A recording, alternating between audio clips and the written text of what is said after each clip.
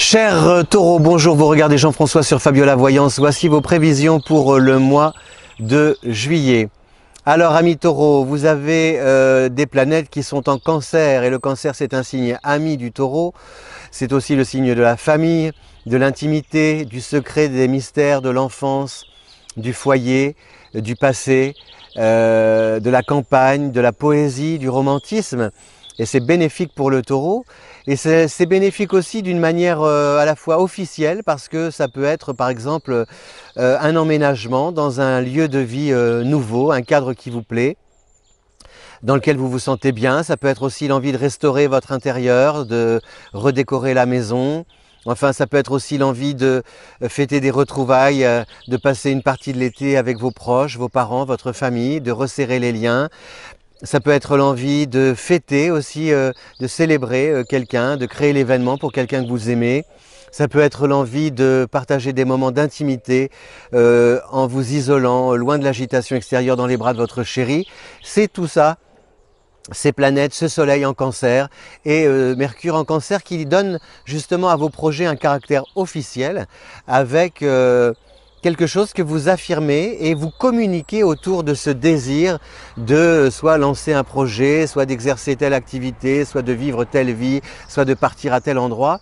Ça devient plus officiel, c'est-à-dire que ça permet aussi à votre entourage de savoir se situer et de savoir comment agir par rapport à vous. Voilà, il n'y a pas de non-dit, il n'y a pas de choses cachées. Vous agissez en toute transparence, en verbalisant vos émotions, vos désirs. Après, libre à chacun, eh bien, voilà, à partir du moment où ce que j'aimais, ce que je te dis, comment dire, ne vise pas à te nuire, voilà, où je ne te laisse pas, je ne te fais pas du mal, je ne te fais pas de peine, enfin mon but n'est pas de te faire de peine. Voilà, laisse-moi libre de la liberté de décider de ce que je veux faire comme je veux le faire. C'est un peu ça, vous voyez. Mais comme on est toujours dans ce truc de devoir, avoir toujours des yeux qui nous jugent, qui nous jaugent, avec la culpabilité que ça engendre. Ouais, mais si si ma mère elle me demande de faire ça, ça faudra, je peux pas, non, je pourrais pas. Hein. Si mon boss il me demande de faire ça, ah non, je pourrais pas, il faudra que je reste. Hein. Si mon chéri m'interdit d'aller manger avec mes copines, non, je pourrais pas. Hein. Si mes enfants, enfin les enfants c'est pas pareil. Mais les autres sont tous indépendants, hein, libres. Et voilà. J'ai toujours été surpris, je ne sais pas si ça vous concerne, messieurs, dames, mais des couples qui n'arrivent pas à se séparer. Par exemple, j'avais des amis, eh bien une amie, elle n'a jamais pu voir sa maman toute seule. C'est-à-dire avoir sa maman toute seule pour venir la voir, passer 8 jours avec sa fille toute seule pour faire les magasins. Ah ben non, mais ton père, ça c'est pas possible, hein. Il pourra pas. Hein. Même, ah non, non, non, même si je lui laisse des choses dans le réfrigérateur, il pourra pas. Hein. Ah non, non, non. C'est assez, il y a une génération, je ne sais pas si vous êtes d'accord, de femmes très lucides, très intelligentes, qui auraient rêvé peut-être d'une autre vie, qui sans doute sont peut-être amoureuses, mais qui se sont interdits de vivre pour elles. Et franchement, mesdames, je le dis parce que ça concerne beaucoup plus les femmes. Hein. J'ai eu des personnes qui sont venues me voir, vous savez, j'ai quelqu'un qui m'a dit que lui est assis comme ça, hein, il est assis là en bout de table, le réfrigérateur est derrière, elle est au bout de la table, lui, fromage, vous vous rendez compte? Mais je comprends qu'après les femmes se soient rebellées, c'est pas possible. J'ai connu des femmes qui épluchaient la clémentine de leur mari, qui leur enlevaient leur pépin de raisin. J'ai vu des femmes où ils descendaient de la chambre, tous les deux pour prendre le petit déjeuner, ensemble, et lui assis, la regardant, lui disant mes comprimés. Non, c'est pas possible, messieurs, c'est pas possible, et plus, c'est pas possible. C'est pas, non. Donc voilà. mesdames, volez de vos propres ailes et faites plaisir des fois à vos enfants. C'est sympa d'avoir sa maman pour soi, tout seul, de faire les boutiques. Ou alors il y a des petites choses, par exemple dans les familles recomposées, ce qui est intéressant des fois, c'est bon ben voilà, c'est pas toujours tout le monde ensemble. Il y a ce truc, je ne sais pas, et peut-être que vous l'avez retrouvé avec le confinement, on a besoin de temps en temps de retrouver quelque chose qui vient de l'enfance. Et des fois dans l'enfance, on allait faire les courses tout seul avec sa maman. On allait par exemple laver la voiture tout seul avec son papa, alors c'est très cliché, mais c'est de retrouver ce truc là où on était tous les deux frères ou les deux sœurs, les trois avec maman, pas les pièces rapportées, pas le beau-père, le truc, le machin, d'avoir ce truc de temps en temps ensemble, c'est pas grand chose. Et des fois on a l'impression que c'est difficile à obtenir. S'il te plaît. Et donc là on est vraiment justement, j'en parle parce que comme on est dans un cadre vraiment, un épisode de votre vie qui est très marqué par la famille, avec vraiment quelque chose une protection que vous exercez à l'égard de vos proches. Il y a quelque chose, puisque Uranus est une planète un peu rebelle, mais justement cette rébellion en taureau, elle apporte une forme raisonnable et raisonnée qui vous permet de comprendre que l'on peut faire autrement. Et en agissant autrement pour le bien d'autrui, on finit par leur faire comprendre qu'on leur facilite la vie. Mais il faut juste les convaincre qu'ils cessent de camper sur leur position et de s'accrocher à leurs habitudes et à leurs croyances.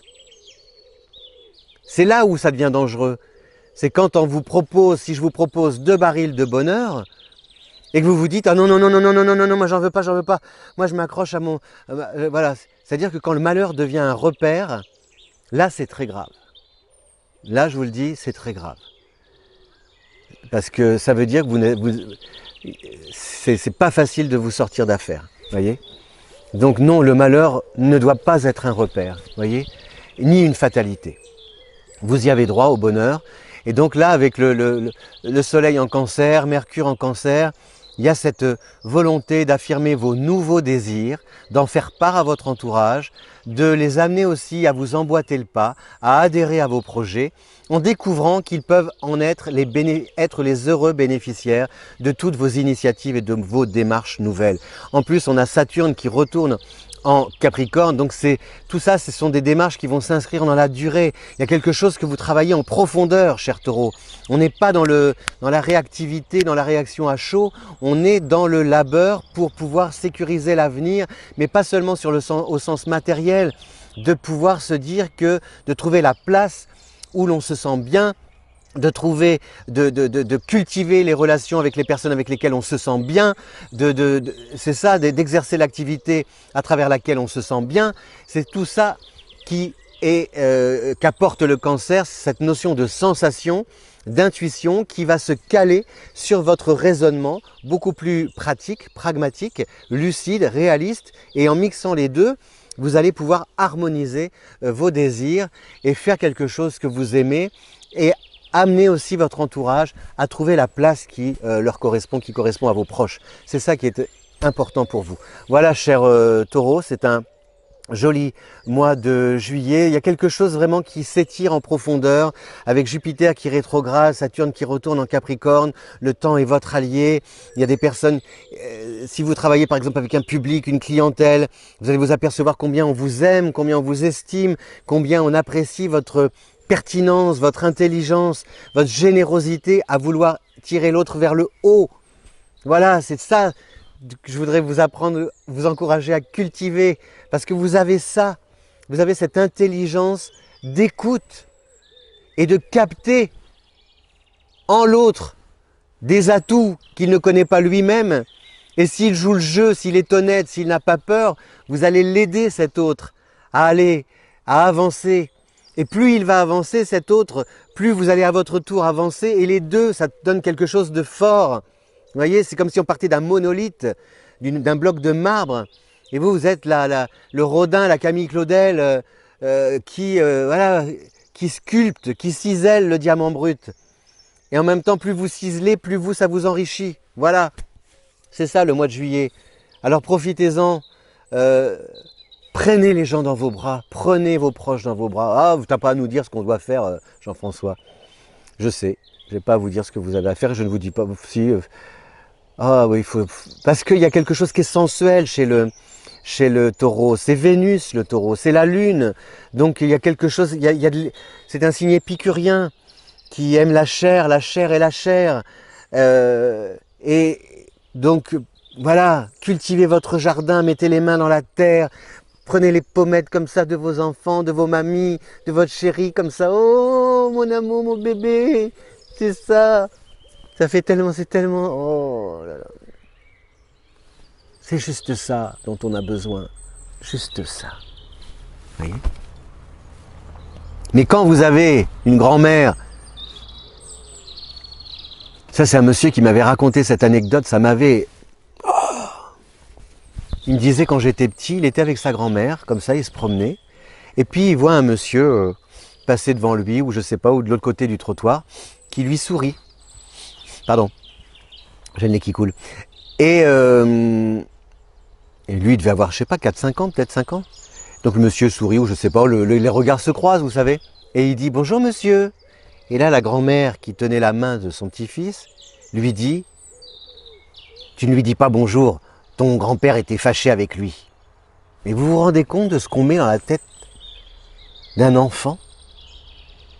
Tu ne lui dis pas bonjour, ton grand-père était fâché avec lui. Mais c'est pas parce que ton grand-père, ton mari ou mon grand-père était fâché avec lui que je dois pas lui dire bonjour. Mais vous vous rendez compte, après, à 4 ans, comment ça? Le monsieur devait avoir 70 ans quand il me l'a raconté. Vous voyez? À quel point ça marque?